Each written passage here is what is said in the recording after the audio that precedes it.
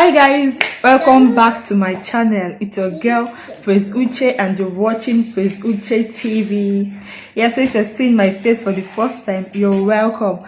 Please do well to hit that red subscribe button, like, comment and share. And to my oldies, you already know now, you guys are the what? Let me know in the comment section so I'll know if you've been following me from the beginning. Okay guys, today is a story time. From the title of this video, you already know. I'm about to tell you guys how my father ruined my first date.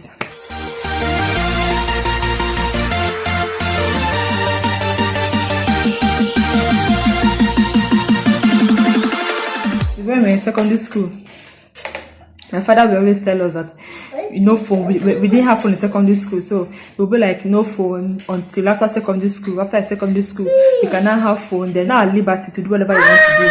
But for now, no phone and the like. So I was just patiently waiting for me to finish secondary school and become a big girl in my mind. So there was this particular day, and I finished secondary school. Then I was 15 going to 16. So there's this, we used to have people toast us, various guys toast us, but in my mind, I'm not ready now. After secondary school, I cannot be a big girl. So my parents do not question me because they've always told me after secondary school, you'll be a big girl, you can have the liberty to do whatever you want to do. So I was just patiently waiting for after secondary school. So after secondary school now, there was this fateful day that I had a date with a friend of mine, a guy. So he asked me out on a date, like we should meet at one Mr. Biggs. There was this Mr. Biggs in my area then. So we had a day to meet at that Mr. Biggs. So prior to then, I'd already go and tint my hair wine. Tint my hair wine. I was like this, in my mind, big girl. Then I braided my hair too. After tinting my hair wine, I went to braid my hair. So I was looking peng and I was so excited about the date. So then, on that fateful day of the date, my father was in the house. Usually it's not always at home. But on that fateful day, he was in the house. And where we're living then, it's an upstairs. So it was at the balcony that day. And the place is an upstairs. And when you are at the balcony, you can see anything that is happening. You can see people coming from the gate, going out from the gate. In fact, you can see streets ahead while at the balcony. So there's no way I can leave that house without my father seeing me, because we were sitting at the balcony that day. Hey, I was already dressed to go out for my date. What do I do? How do I leave the house now? How do I leave the house? I had to think and think. I was like, let this man go inside now. Let him go inside so I can go to where I'm going to. But my papa turned down for balcony. I said we knew what was going to happen that day. He was sitting at the balcony. He has been there for a long time. I had to go and lie to him that I was going to church. So, and then my father had not seen my hair. He hasn't seen the hair that I tinted because he's always going out in the morning, coming back in the night. So, before I come back from work, I've already tied my hair. Probably I'm sleeping. By the time I wake up in the morning, he has gone to work. So, he doesn't know if my hair was fine or whatever. So, that day, he saw my hair and was like, if you know what is good for you, you go and turn this hair back to black. I'm like, yes, my mind, let him just allow me go to where I'm going to. I told him that please, I'm going to church. He said, what is happening there? I said, we're having choir rehearsal. He said, where are your sisters? I said, they're inside. So I'm in church. Mind you, we are 6 girls, 1 boy. So it was like, okay, you can go. In my mind, I don't want this man. Oh yeah. I just went down, took a bike. It was Mr. Biggs, straight to Mr. Biggs. In my mind, I was already feeling fly. So as I was just getting to the Mr. Biggs, I've not even come down from the bike. My phone rang. Guess who called me? You guessed right. It was my dad. My dad called me. So, Chimezie, sir, where are you? Gang. I said, sir. He said, where are you? I said, I am in church. Okay, give the phone to your pastor. Did you say too? I was like, I said, okay. I quickly ended the call. Also, I took the bike back to church. That was how my date ruined. Like, girl was like, also, I said, what's up with what? Please. I took the bike back. I was, fast. They go Christ Embassy. Like, my phone was ringing. My phone kept ringing and ringing, and my father kept calling. I did not pick. Who born you were to pick? Pick and tell him what? Bike, straight. That's why the bike man was running like, Oga, move this thing fast. I was already sweating. I was nervous. My father would kill me today. He found out I didn't go to church. That was a bike.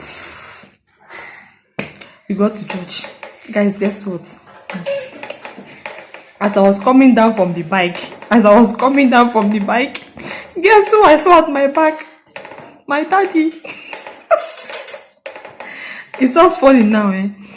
I saw my daddy's car behind me. Gosh, I was cold. Like, my daddy came and was like, no, my daddy just came and he gave me a dirty slap. Like, the first thing he did to me was to give me a dirty slap. On the street, guys. I started crying. So my daddy went to the church and talked to my pastor. I didn't know what to talk to him about. He talked to my pastor and he came outside. Normally, if I'm going out with my daddy, if I'm going out alone with my daddy, I'm always sitting at the front with him. But that day, who born you were to sit down for front? I was at the back, crying for my life. So I sat at the back. I was still weeping and crying. In my mind, it was like, my dad is going to kill me today. He's going to take me and beat me today. Like, I'm going to die today. But guys, guess what? Don't go yet, just wait till the end and hear the shocker. My daddy took me straight to the barbing salon. Guys, you heard me right. Barbing salon. My daddy took me straight to the barbing salon and asked the barber guy to barb my hair. It shocked you? It shocked me too. My daddy took me straight to the barbing salon and asked the barber guy to barb my hair. Guys, it's not funny. And this nonsense barber guy. I was on braid. And the barber barbed my hair with the braid. I didn't even lose the braid. He barbed my hair skin.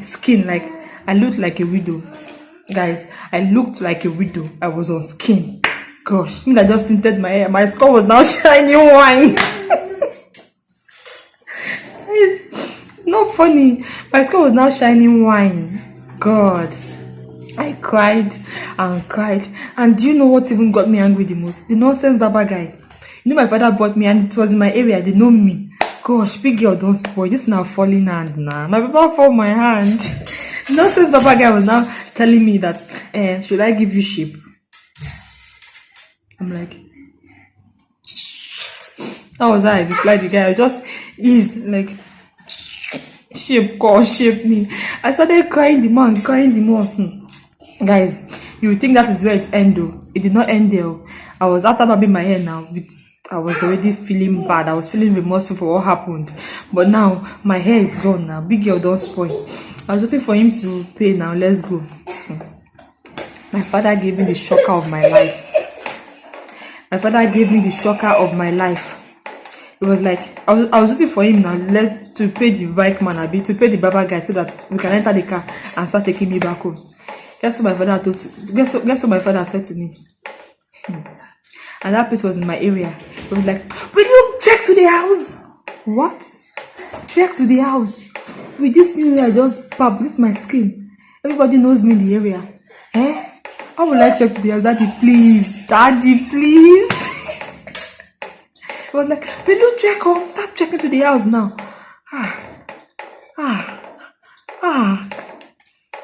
That was how I checked to the house. I cried on the streets.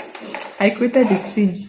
And meanwhile, like I said before, my house is an upstairs, so if you can see street ahead from staying at the balcony. I think my mom had already sighted my dad's car from the balcony. So when they started the car in Baba's shop, it was like, she needs to run quick and save this girl because she knows my dad is something bad. He's about to do something bad to her. So my mom was just running down to meet us. But when she came, it was already too late. She met me on the road, crying home. My mother saw me with looking like a widow, tears in my face, kata in my nose. She started crying with me. She was like, Chimeze,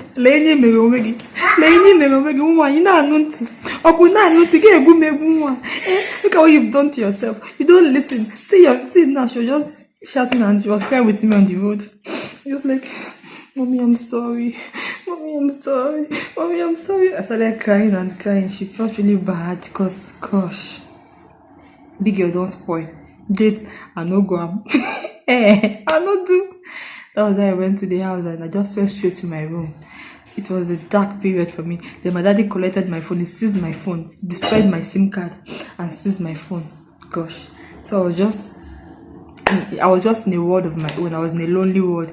I was always crying and I was always looking at the mirror. I see myself and I just regret why I left that house. I regretted meeting that guy. I regretted everything. I regretted it. And after like 4 days, I became so sad. I became so lonely. I was always in my room. I don't go out, feeling so bad.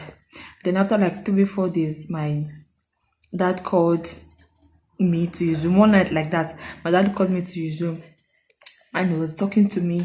He said the reason why I did all these things to me was not because he hated me or something, but because he wanted me to be better. He doesn't want me to go astray. I'm a girl child, blah blah blah. No, those father and daughter talk like that. So he advised me. I apologized. Then he gave me back my phone with a new SIM card and he bought me 2 wigs. That was the first time I owned a wig. He bought me two new wigs and he bought me some new clothes too, and we made up. So that's the story, guys. I hope you guys find it interesting.